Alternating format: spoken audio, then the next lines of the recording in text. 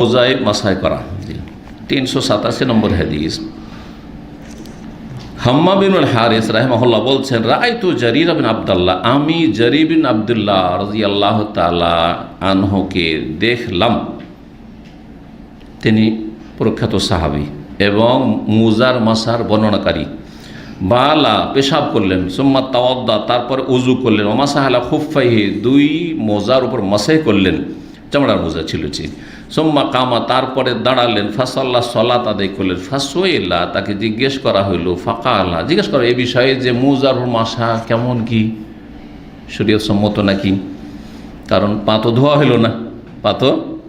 হইল না, তো বলছেন তিনি, রাআইতুন নবী সাল্লাল্লাহু আলাইহি ওয়াসাল্লাম, আমি নবী সাল্লাল্লাহু আলাইহি ওয়াসাল্লামকে দেখেছি, সানা মিসলা হাজা এমনটা করতে, মানে এইরকম মুজার মাসা করতে দেখেছি।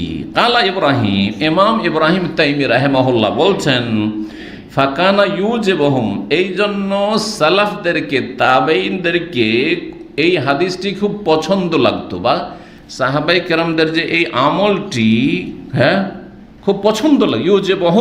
ইউজিবুল মাসালাল খুফাইন হুম, এই তাবেঈনদেরকে মুজার মাসার বিষয়টি খুব পছন্দ লাগতো। কেন? তারা এটাকে মনসুখ মনে করতেন না, রহিত হয়ে গেছে এমন কিছু নাই, বরং এটি সুন্নত বহাল আছে। লিয়ান্না জারিরান কানা মিন আখির মান আসলাম, কারণ জারির বিন আব্দুল্লাহ রাদিয়াল্লাহু তাআলা আনহু শেষ দিকে একেবারে ইসলাম গ্রহণ করেছেন। এটা বলার উদ্দেশ্য হচ্ছে যে যদি রহিত হয়ে যেত, মানসুখ হয়ে যেত, তাহলে এটা অনেক আগের ঘটনা হইতো, আর পরে অন্য কোনো আমল দেখা যেত যে আর নবী সাহাবায়ে কেরামগণ তারা মাসাই করেননি, এমনটা না। কিন্তু শেষ জামানায় ইসলাম গ্রহণ করেছেন, আর তারপরে শেষ জামানায় ইসলাম গ্রহণ করে তিনি নবী সাল্লাল্লাহু আলাইহি ওয়াসাল্লামকে মাসাই করতে দেখেছেন, আর তিনি বর্ণনা করেছেন। তাইলে বোঝা গেল যে মুজার উপর মাসা শরীয়তে স্বীকৃত এবং প্রমাণিত। জি,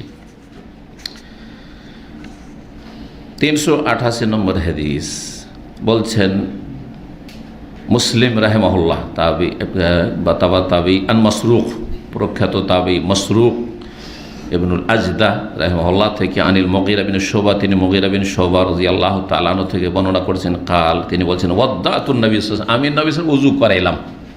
নবী সাল্লাল্লাহু আলাইহি ওয়াসাল্লামকে উযু করাইলাম। তো নবী সাল্লাল্লাহু আলাইহি ওয়াসাল্লাম উযু করাইলেন কিভাবে?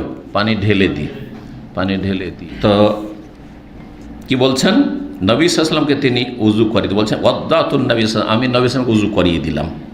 ফামাসাহ আলা খুফাইহি, তারপরে তিনি মাসাহ করলেন দুই মুজার উপর, ওয়াসাল্লাহ তারপরে সালাত আদায় করলেন। জি, তাহলে এই মোজার মাসের সম্পর্কে, চামড়ার মোজা বিশেষ করে এখানে সহিহ বুখারীতে এসছে, আর যেমনটা বললাম যে সোনার কিতাবাদিতে কাপড়ের মোজা এসছে, সবগুলিতে মাসে চলবে, এইটাই সঠিক। এবং আহলে সুন্নাত ওয়াল জামাতের এইটি হচ্ছে বিশ্বাস যে মোজার মাসা, বিশেষ করে চামড়ার মোজার মাসা, সেটি সমস্ত আইম্মাতুল মাযাহিব, হানাফি, শাফি, মালিকি, হাম্বলি, আহলে হাদিস, মুহাদ্দিসিন, ফুকাহা সবাই একমাত্র বিদাতি ছাড়া কেউ চামড়ার মোজার মাসাইকে অস্বীকার করে না। চামড়ার মোজা সম্পর্কে মুগীরা বিন শুবা রাদিয়াল্লাহু তাআলা আনহুর রিওয়ায়াত প্রসিদ্ধ সহিহ বুখারীতে, আর জারির বিন আব্দুল্লাহ, এই দুটো রিওয়ায়াত দেখলাম এখানে আমরা, এই দুটো প্রসিদ্ধ। এছাড়া আর অনেক সাহাবায়ে কেরাম থেকে এই মর্মে হাদিস বর্ণিত হয়েছে। চামড়ার মোজার বা কাপড়ের মোজাই হোক, এই মোজার মাসের জন্য কিছু শর্ত আছে। প্রথম কথা, আপনার পা পাক হইতে হবে। পাটা কি হইতে হবে? পায়ে কোনো না পাকের লেগে আছে, ওর মোজা পরে নিয়েছেন, চলবে? তাহলে প্রথম পাটা না পাক হইতে হবে, মানে পাক হইতে হবে। আর তারপরে যে মোজাটা পরবেন সেই মোজাটা পাক অবস্থায় পড়তে হবে, পাক হইতে হবে এবং পাক অবস্থায় পড়তে হবে। কি সেটা? উযু অবস্থায়, বড় হাদাস ছোট হাদাস সমস্ত থেকে মুক্ত হয়ে উযু করে পরিধান করতে হবে। আর সেই ক্ষেত্রে মুসাফির হলে 3 দিন 3 রাত আপনি মোজার মাসা করতে পারবেন। আর মুকিম বাড়িতে অবস্থানকারী হইলে হবে 1 দিন 1 রাত। কেন এই পার্থক্য? কারণ মুসাফিরের জন্য বারবার মোজা খোলা কষ্টকর, পক্ষান্তরে মুকিম ব্যক্তির জন্য অসুবিধা নেই। 1 দিনেরও প্রয়োজন নেই যে সারাদিন মোজা পরে থাকবে বাড়িতে, কি বা প্রয়োজন রয়েছে? 24 ঘন্টার বেশি। আচ্ছা, কখন থেকে এটা শুরু হবে? এই যে 1 দিন 1 রাত অথবা 3 দিন 3 রাত, কখন থেকে? যখন থেকে প্রথম উযু করেছে আর মোজা পরেছে তখন থেকে। এটা কি কে বললো? জি না, নাকি যখন, আর একটা হচ্ছে যখন উজু নষ্ট হয়েছে, যে প্রথম পড়েছিল তারপরে উজু নষ্ট হয়েছে তখন থেকে 2 নম্বর। আর একটা হচ্ছে যে উজু নষ্ট যখন হইল তারপরে প্রথম যখন মাসে করলো ফার্স্ট মাসা থেকে শুরু করে, কোনটা? প্রথম মাসা থেকে শুরু করে। এমন একটা উদাহরণ দেন তাহলে। ফজরের সময় প্রথম উজু করে মোজা পড়েছে, আর তারপরে তার উজু নষ্ট হয়েছে সকাল 9টায়, আর জোহরের সময় সে আবার মাসে করছে। তো এখন কোন সময় থেকে 3 দিন 3 রাত, বা কোন সময় থেকে একদিন 1 রাত? ওই যে প্রথম মাসা থেকে, জোহরের সময় থেকে। জি, তো আশা করি মোজার মশার বিষয়টি বুঝতে পেরেছেন। খেফাফ খুফুনের বহুবচন, আল খুফ আল্লাযী ইউসনা মিনাল জিলদ। চামড়ার মোজাকে খুফ বলা হয় বা খেফাফ বলা হয়। আর কাপড়ের মোজাকে, যে কোনো কাপড় হোক না কেন, সুতি হোক ওন হোক, সেটাকে জৌরব বলা হয়। এটা কি বলা হয়? জৌরব বলা হয়। খুফ চামড়ার মোজার হাদিস সহিহ বুখারী মুসলিমে রয়েছে, অন্যান্য প্রায় হাদিসের কিতাবে রয়েছে, এবং এই হাদিসগুলি মশহুর মুতাওয়াতিরের কাছাকাছি অনেক সাহাবায়ে কেরাম থেকে বর্ণিত রয়েছে। সুতরাং এই ক্ষেত্রে আহলে সুন্নাত ওয়াল জামাতের কোনো দ্বিমত নেই যে চামড়ার মোজায় মাসা চলবে, একমাত্র যারা রাফেজি তাদের ছাড়া।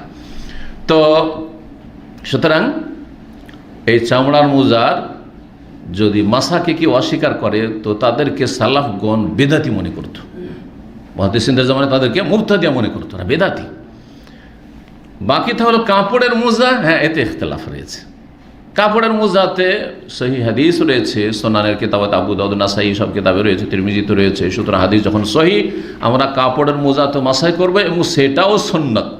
এতে হানাফি মাযহাব এই কাপড়ের মোজার মাসা মানে না, যার ফলে তারা দেখলে কি করে, অবাক হয়, আরে এরা আবার কেমন মুসলমান হইল, আমরা ইসলাম দিক দিবে খারিজ করে ফেকি মশলার জন্য কথা বলছে। অথচ সেই হাদিস রয়েছে। হতে পারে ইমাম সাহেবের কাছে ওই হাদিসগুলো, আবু দাউদ নাসাইয়ের হাদিস পৌঁছেনি, সেই জন্য তিনি ফতোয়া দেননি। কিন্তু যখন আপনাদের কাছে পৌঁছিল তো আপনাদের জন্য ফরজ হয়ে গেছে।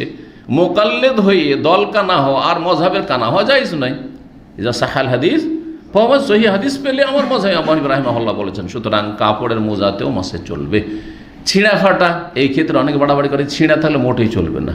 তো সাহাবায়ে কেরাম সব বড় বড় ধনী ছিলেন, একটু ছিঁড়লে আর কোনো মোজা ব্যবহার করতেন না, নাকি?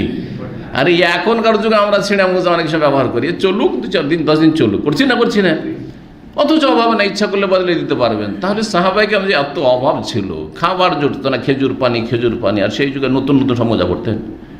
তাহলে স্বাভাবিক যদি এই ক্ষেত্রে এমন কড়া বিধিনিষেধ থাকতো, তো নবী সতর্ক করে দিতেন, ঠিক আছে মোজারও মাসা করো, কিন্তু ছিঁড়া থাকলে খবরদার করবেন। একটি হাদিস আছে, তাহলে বোঝা গেল যে ছিঁড়া ফাটা থাকলে অসুবিধা নেই, কিন্তু এমন ছিঁড়া না হয় যাতে পায়ের অনেকটাই খুলে যাচ্ছে, আর সে মোজাই মনে হবে না, এমন না হয় 5টা আঙ্গুল বেরিয়ে যাচ্ছে, তাহলে জায়েজ নাই। কিন্তু একটা আঙ্গুলের একটা দিক বেরিয়ে যাচ্ছে, পায়ের তলার কিছুটা বেরিয়ে যাচ্ছে, সমস্যা নেই ইনশাআল্লাহ। আল্লাহ আমরু ফি যালিকা ওয়াসিউন, ইনশাআল্লাহ কোনো অসুবিধা নেই। জি।